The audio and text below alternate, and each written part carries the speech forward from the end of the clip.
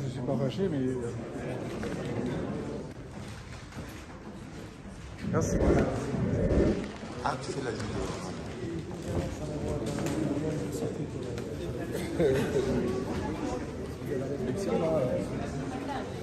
Si on transpire là. Hein.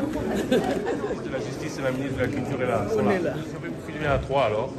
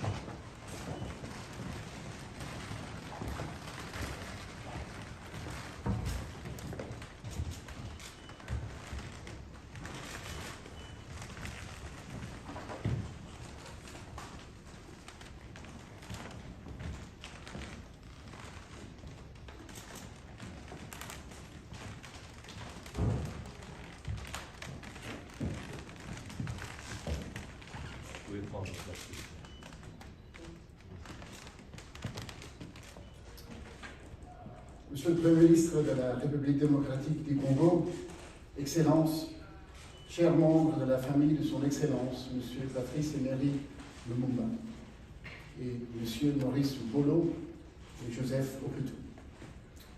Mesdames et Messieurs, permettez-moi de vous souhaiter à toutes et à tous le bienvenu à cette cérémonie. Une cérémonie de la plus haute importance pour les proches de feu Patrice Emery Lumumba qui reçoivent aujourd'hui, enfin, la dépouille de leur père et grand-père. Une cérémonie de la plus haute importance aussi pour le peuple congolais, qui aujourd'hui, enfin, prend réception de la dépouille de son Premier ministre de son pays. Enfin, une cérémonie de la plus haute importance pour les relations entre nos deux pays, la République démocratique du Congo et le Royaume de Belgique, et entre nos deux peuples. Deux pays et deux populations qui peuvent finalement tourner une page de leur histoire et entamer un nouveau chapitre. Enfin, ce mot est sur toutes les lèvres ce matin. Et par enfin, nous entendons trop tard. En réalité, beaucoup trop tard. Car non, il n'est pas normal que la dépouille de l'un des pères fondateurs de la nation congolaise ait été conservée 6 décennies durant par les Belges. Il n'est pas normal que la dépouille de l'un des pères fondateurs de la nation congolaise ait été conservée pendant 6 décennies dans des circonstances obscures, jamais vraiment élucidées, mais qui, à la lumière de ce qui est connu, ne fait pas notre fierté. Eindelijk. Dat is het woord dat vanochtend. Il a fallu attendre longtemps avant que cette dépouille ne soit remise à qui de droit, c'est-à-dire à sa famille, à son peuple, pour enfin entamer un ultime voyage vers sa juste destination, Kinshasa, fière capitale de la République démocratique du Congo. Non, il n'est pas normal qu'en l'an 2000 seulement, près de 40 ans après les terribles événements du 17 janvier 1961, une commission d'enquête parlementaire en Belgique se soit finalement penchée sur les circonstances précises dans lesquelles Patrice Emery Lumumba a été assassiné et sur l'éventuelle implication morale de militaires, fonctionnaires, politiciens belges dans cette histoire. Ces dernières semaines, nous nous sommes entretenus avec le président de cette commission parlementaire et j'ai lu personnellement les conclusions de cette enquête. Pour le transfert de Patrice Emery Lumumba au Katanga, les autorités congolaises de l'époque ont reçu de l'aide de diplomates, de fonctionnaires et de militaires belges. La commission d'enquête parlementaire a donc conclu que le gouvernement belge faisait manifestement peu de cas de l'intégrité physique de Patrice Lumumba et qu'après son assassinat, ce même gouvernement a délibérément répandu des mensonges sur les circonstances de son décès. Plusieurs ministres du gouvernement belge de l'époque portent en conséquence une responsabilité morale quant aux circonstances qui ont conduit à ce meurtre. C'est une vérité douloureuse et désagréable, mais elle doit être dite. Les ministres, diplomates, fonctionnaires ou militaires belges n'avaient peut-être pas l'intention de faire assassiner Patrice Lumumba. Aucune preuve n'a été trouvée pour l'attester. Mais ils auraient dû percevoir que son transfert au Katanga mettrait sa vie en péril. Ils auraient dû prévenir. Ils auraient dû refuser toute aide pour le transfert de Patrice Lumumba vers le lieu où il a été exécuté. Ils ont choisi de ne pas voir. Ils ont choisi de ne pas agir. Un homme a été assassiné pour ses convictions politiques, ses propos, son idéal. Pour le démocrate que je suis, c'est indéfendable. Pour le libéral que je suis, c'est inacceptable. Et pour l'humain que je suis, c'est odieux. Je tiens aussi à rendre un hommage appuyé à deux autres personnes exécutées en même temps que Patrice Emery Lumumba, Maurice Mpolo et Joseph Okitu.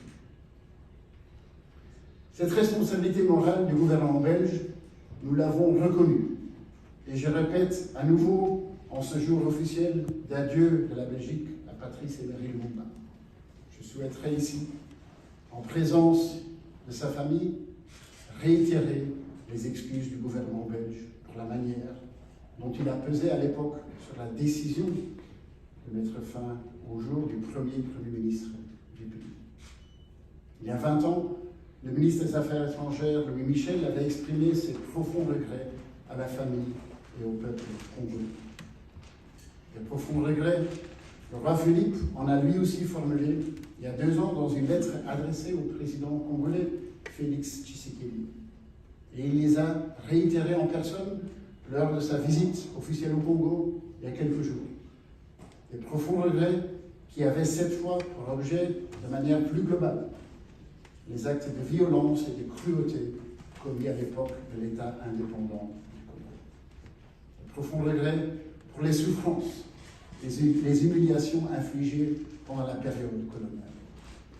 Une lettre courageuse et généreuse, comme l'a également reconnu le président Félix Tshisekedi. Une lettre nécessaire aussi. Car pour envisager notre futur ensemble, nous devons qualifier sans ambiguïté les passages sombres de notre passé commun. Il le faut si nous voulons tourner une page et entamer un nouveau chapitre de notre histoire. Les jeunes Congolais comme Belges y aspirent. La période coloniale, comme toute époque de l'histoire, est soumise à interprétation et à réinterprétation. Néanmoins, déjà à l'époque de l'État indépendant du Congo, de nombreuses voix se sont élevées pour dénoncer les abus et les violences. Ces voix ne se sont plus jamais tues. Le roi des Belges s'est exprimé en ces termes il y a quelques jours à Kinshasa, devant le peuple congolais. Bien que de nombreux Belges se soient sincèrement investis, aimant profondément le Congo et ses habitants, le régime colonial comme tel était basé sur l'exploitation et la domination.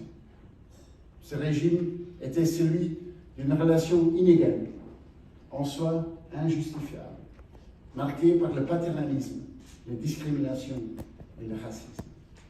Il a donné lieu à des exactions et à des humiliations. Bien sûr, tout n'était pas mauvais. Bien sûr, il y a eu des bonnes choses.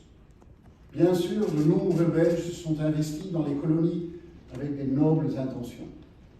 Mais ils ont souvent inconsciemment, mais parfois aussi sciemment, participé à l'asservissement d'un peuple, à l'occupation d'un pays, à l'exploitation des ressources naturelles et à la spoliation des œuvres d'art. Il est grand temps maintenant de remettre enfin la dépouille du Premier ministre du Congo, du premier Premier ministre du Congo, à sa famille et à son peuple.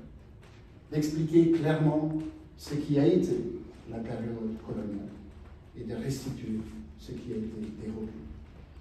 Je me réjouis donc de l'adoption prochaine par le Parlement d'une loi permettant la restitution du patrimoine culturel, comme le propose ce gouvernement. Et je considérerai avec grand intérêt les conclusions de la commission parlementaire spéciale chargée d'examiner le passé colonial de la Belgique. Je ne veux pas préjuger de ces conclusions aujourd'hui, mais je les attends avec impatience. Comme l'esclavage, le modèle colonial était un système pernicieux en soi. Il s'agissait bien d'un modèle et d'un système, et il ternit honteusement l'histoire de notre pays. Il nous faudra la mettre sans embâche ni détour si nous voulons vivre une relation sincère et vraie avec les pays que nous avons occupés. Le Congo, le Rwanda, le Burundi.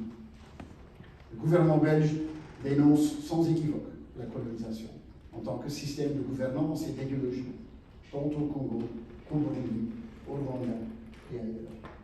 Ce système a mené à de graves violations des droits humains, des discriminations en tout genre, et une perception des Africains par certains Belges totalement inadéquate.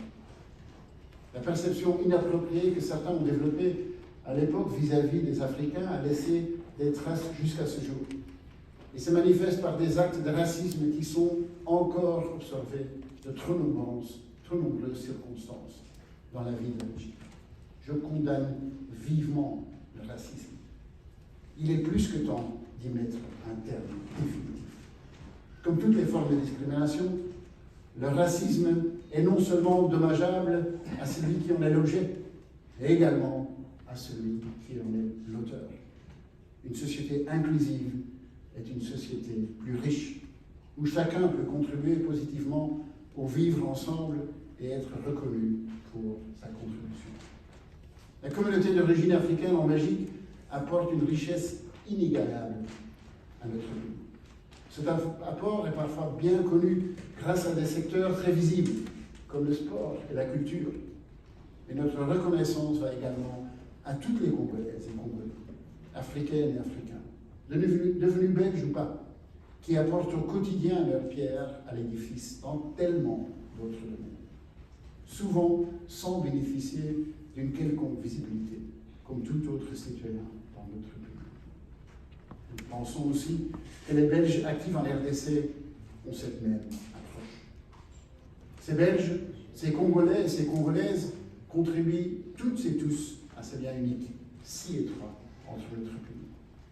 Un lien qui va au-delà de l'amitié, qui s'inscrit dans une approche à long terme, tournée vers l'avenir. Je me réjouis de cette nouvelle dynamique qui nous permet de nous regarder avec un respect et une franchise renouvelée, au bénéfice commun de la population.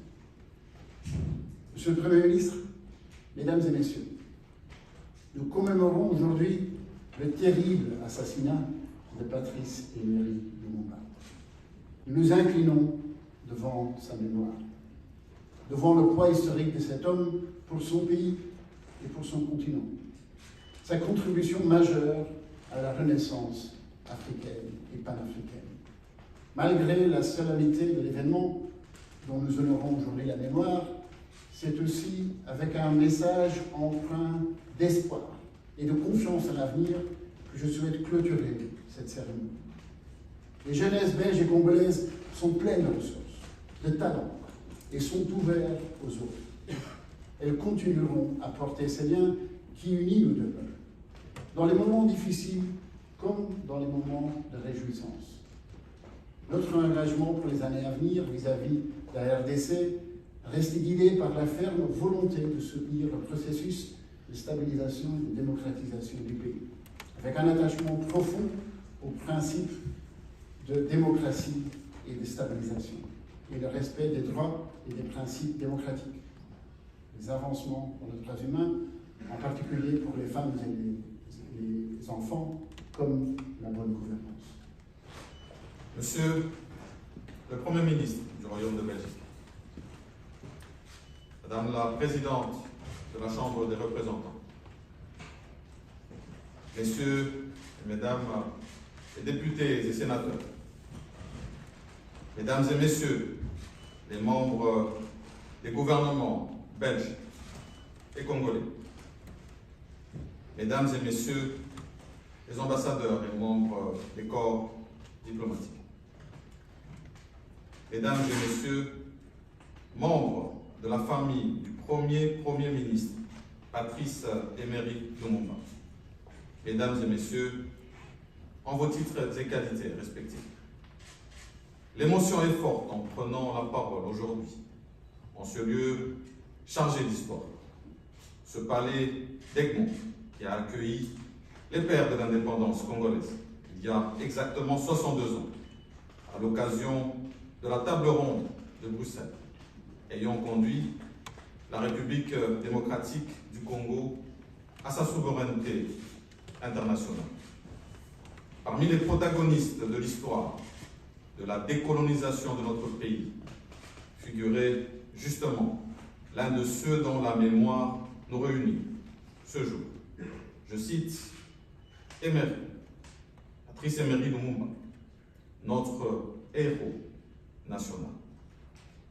Mandaté par le président de la République démocratique du Congo, son Excellence, M. Félix Antoine Tshisekedi Tshilombo, au nom du peuple congolais et à celui du gouvernement que je dirige, je suis venu recevoir solennellement, aux côtés de ses enfants et petits-enfants, la dépouille du Premier ministre de la République démocratique du Congo. Dépouille autour de laquelle son peuple organisera dans les heures qui suivent le deuil national qui n'a jamais pu avoir lieu. La date du lundi 20 juin 2022 en Belgique, comme en République démocratique du Congo, entre désormais dans les annales de l'histoire commune de nos deux pays. Le retour de Patrice Emery Lumumba dans son pays permet à coup sûr à la République démocratique du Congo de recouvrer un des maillons essentiels de sa mémoire nationale, fragmenté par la tragédie de sa disparition. Au-delà de la République démocratique du Congo, c'est tout un continent, l'Afrique, qui célèbre le retour de l'un de ses dignes fils. Et au-delà même de l'Afrique, c'est l'ensemble du monde épris de liberté qui salue cet événement, en même temps qu'il doit se réjouir et se féliciter des hommages que nous rendons à ce grand combattant de la liberté, de la démocratie et de la dignité de l'homme, quelle que soit sa condition. Monsieur Patrice Emery Lumumba restera marqué dans le collectif commun du monde. Au nom du gouvernement congolais, je dois reconnaître la volonté politique du gouvernement belge. Il en fallait beaucoup pour arriver à ce moment. Vos propos l'ont si bien rappelé, Monsieur le Premier ministre. Je voudrais en même temps saluer les efforts des institutions à travers le monde ainsi que l'engagement des personnalités qui se sont investies dans l'aboutissement de ce processus de haute portée historique. Dans cette journée constitue l'épilogue. Nous ne pouvons parler de Patrice Emery Lumumba sans nous remémorer ses deux compagnons, Maurice Mpolo et Joseph Okito, qui, comme lui, ont perdu la vie dans des conditions tragiques. La lutte pour l'indépendance, la souveraineté nationale et internationale, point de départ de la prise en main de notre destin, demeurent incontestablement les motifs pour lesquels ils sont morts. Ils ont été admis récemment dans l'ordre des héros nationaux Kabila Lumumba, au grade de grand officier. Aux côtés de leurs familles, le gouvernement de la République se tient pour que justice leur soit aussi rendue. Le régime colonial a été un système basé sur l'exploitation et la domination, marqué par une relation inégale, injustifiable, et par le paternalisme, la discrimination et le racisme. J'emprunte ces mots du roi Philippe pour avouer que ce système et le traumatisme qu'il a entraîné a plombé les années qui ont suivi l'indépendance et ont eu une incidence sur l'avenir de notre pays. Le travail de la commission parlementaire sur le passé colonial nous édifiera davantage sur cette page douloureuse de notre histoire.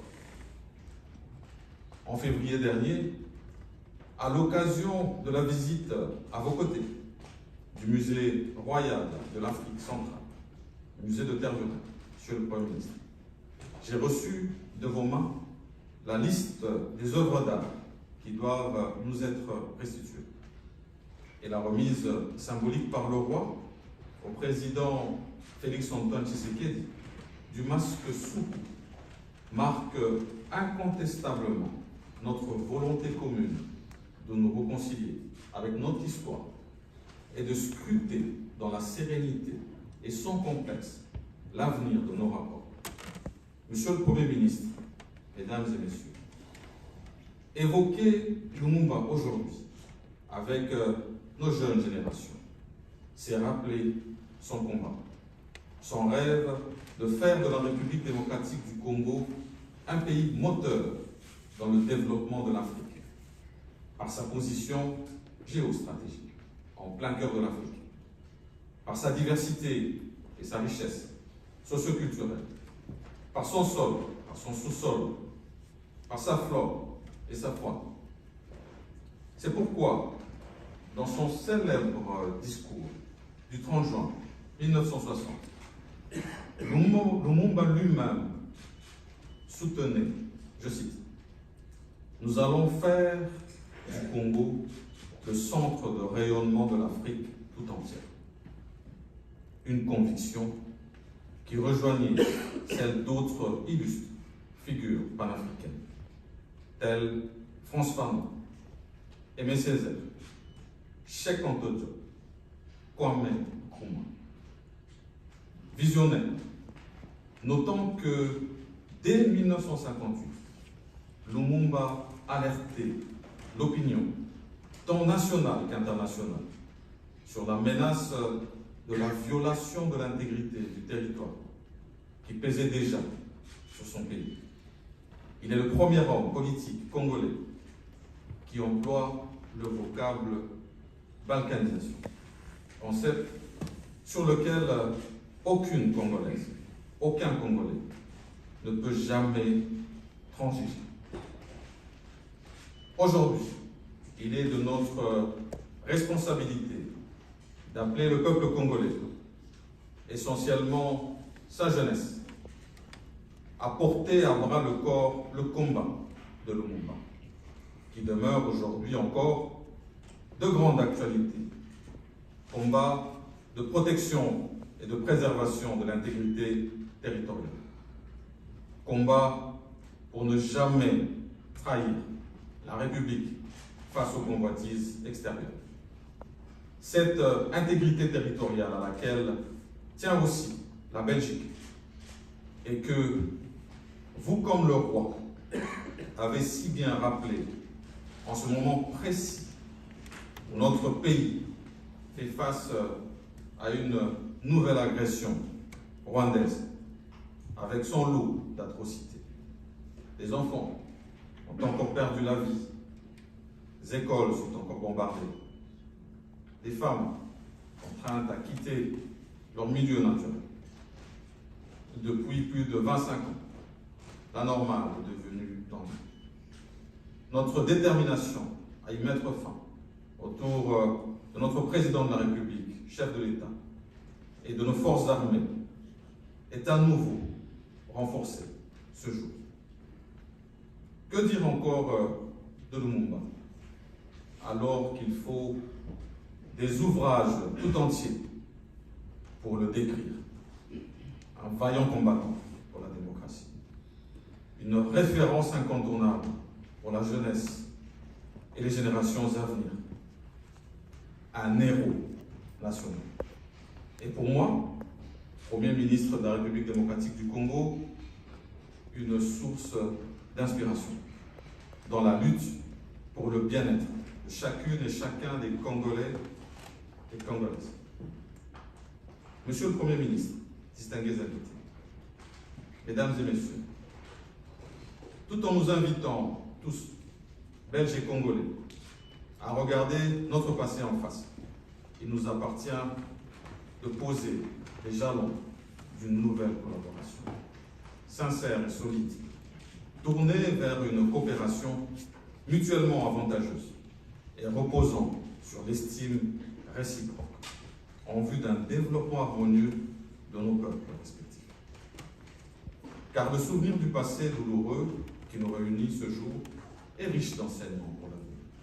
Un avenir tributaire à la fois de la reconnaissance de ce passé commun dans toutes ses facettes et de l'effort commun de le dépasser pour tisser de nouveaux liens sur des bases plus solides entre nos peuples. Le Congo, au cœur de l'Afrique, et la Belgique, au cœur de l'Europe, ne peuvent plus formuler leurs problèmes en termes exclusivement nationaux, disait Laurent Baudouin en 1970.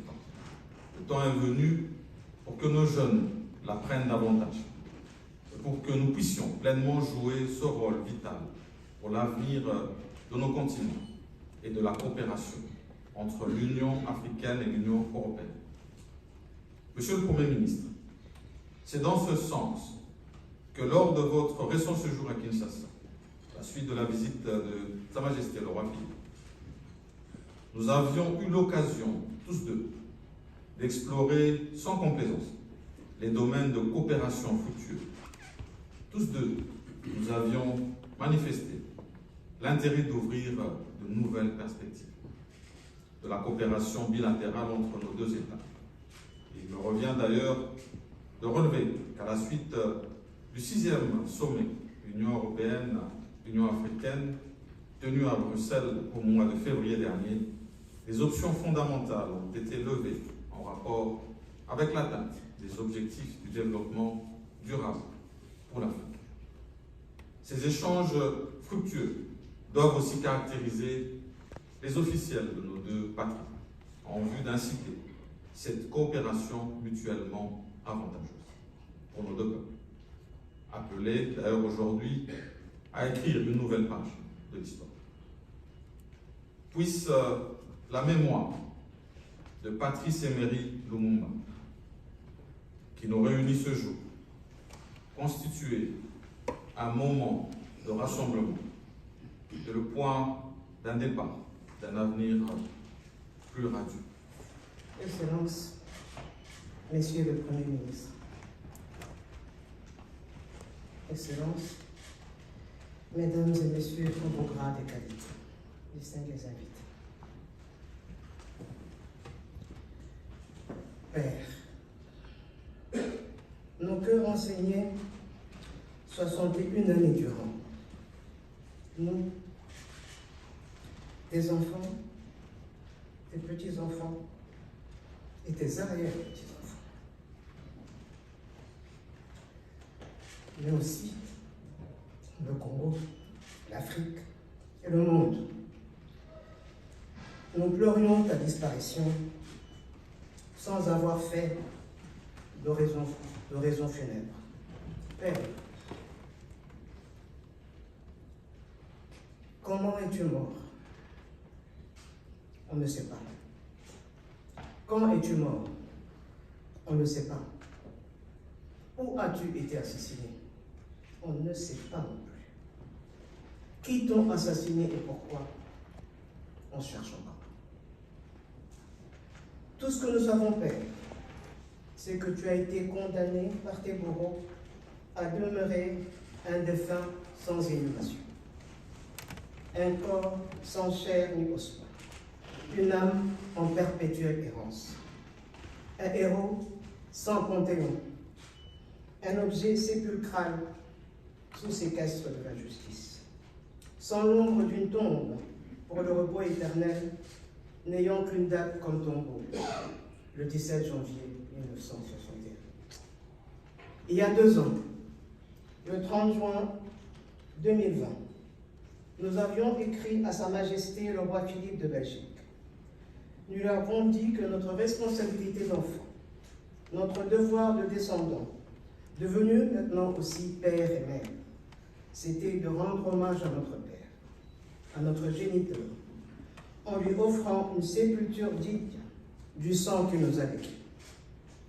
Ce précieux sang qui circule dans nos veines, la réponse du roi, c'est la cérémonie solennelle de ce jour. Au nom de la grande famille du monde, éplorée, j'adresse une parole de remerciement et d'infinie gratitude à Sa Majesté le roi Philippe. Il a montré, dans ces tristes conjonctures, un remarquable intérêt affectueux pour notre Père et a manifesté un profond regret pour son abominable sort. Distingués invités.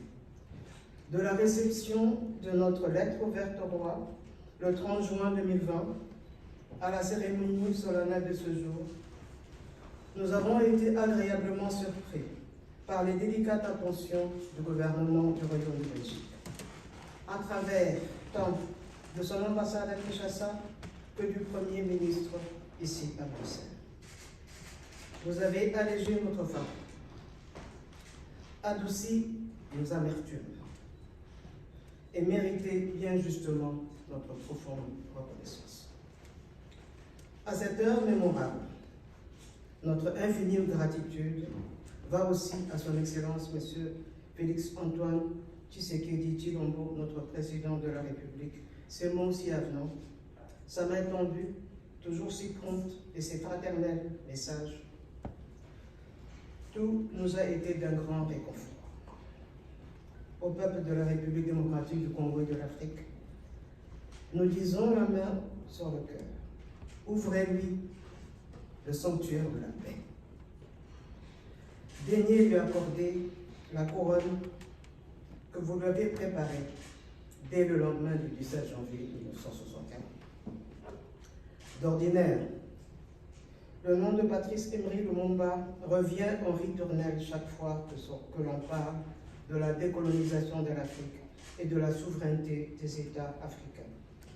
Mais ce jour, nous souhaitons que soit mis à l'honneur l'essentiel de ce qu'il incarne, c'est-à-dire ce que sa vie inspire, ce que l'illustre personnage doit nous inspirer, à savoir l'ardeur au travail et l'amour du travail bien fait.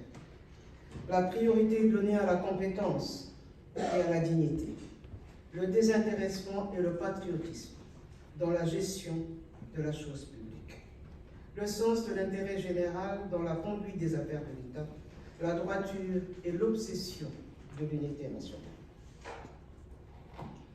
Ce sont ces valeurs qui ont conduit cette vie, puisse-t-elle devenir la référence en République démocratique du Congo et en Afrique. Plus que jamais, nous en avons besoin. Oui, Patrice Lumumba incarnait tout cela, mais il a incarné plus encore. Dans ce plus, il y a une qualité rare qui force l'admiration, celle d'un homme du consensus. Mais pas n'importe quel consensus. Pas un consensus mou et trouble, mais un consensus de conviction et des étapes décisives de sa brève et bouleversante vie. Né et ayant grandi au centre du pays, dans le Sankolo, il commence sa carrière professionnelle au nord de la République, à Kisangani, dans la province orientale. Il fonde à Kinshasa le tout premier mouvement politique pluriethnique et national, le mouvement national congolais. MNC ensuite. Il devient le premier ministre d'une République démocratique du Congo, une et indivisible.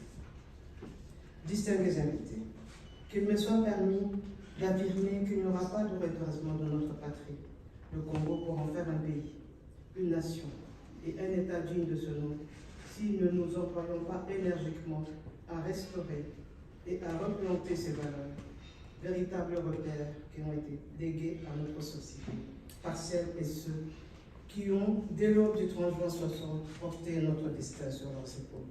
Et cette restauration passe notamment par l'honneur à leur compte. À cet effet, le plus bel hommage que nous puissions rendre à Lumumba et à ses compagnons héroïques, Joseph Okito et Maurice Polo, c'est de nous montrer dignes de leur legs. Ce qu'ils attendent de nous, ce ne sont pas d'incessants regrets, mais un ferme serment, celui de continuer le travail resté inachevé. Ce qu'ils attendent encore de nous, ce sont plus de perpétuels sanglots, mais un élan audacieux et volontariste, porté par chacun de nous, et plus particulièrement par les jeunes Congolais. Et cet élan, c'est l'intelligence et la puissante volonté de surmonter nos difficultés, de lutter contre les divisions fratricides, de faire vivre la fraternité nationale au Congo et la fraternité panafricaine en Afrique. Distingués invités, cette cérémonie solennelle ne serait qu'une date parmi d'autres si nous ne retenions pas la leçon qu'elle nous donne.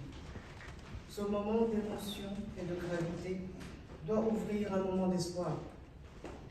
Il doit apaiser les mémoires blessées, combler le fossé mémoriel qui existe entre nos deux pays, entre nos deux peuples, qui ont tissé entre eux des liens innombrables et profonds.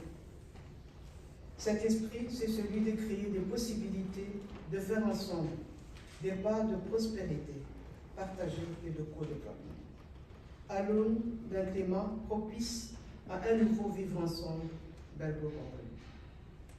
Ce n'est qu'ainsi que nous comprenons le sens de la présence ici aujourd'hui de son Excellence, Monsieur le Premier ministre Jean-Michel Sama Lukonde, venu non seulement pour représenter le Président de la République, mais aussi le peuple congolais dans son ensemble. Nous lui en sommes infiniment reconnaissants. Père,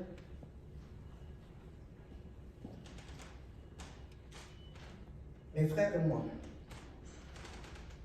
ainsi que nos enfants et tes arrière-petits-enfants, avons essayé, à travers cette adresse, de trouver des mots pour te dire adieu. 61 ans après ta disparition. Mais nous devons avouer qu'il n'y a rien qui puisse exprimer comme il faut ce que nous ressentons et pensons aujourd'hui. Nous ne pouvons que formuler ce vœu. Ce vœu que tu puisses, Père, de là où tu es, de là où tu te trouves, être fier de tes enfants, de tes petits-enfants et de tes arrière-petits-enfants. Père, à présent, bien retour au pays. Merci.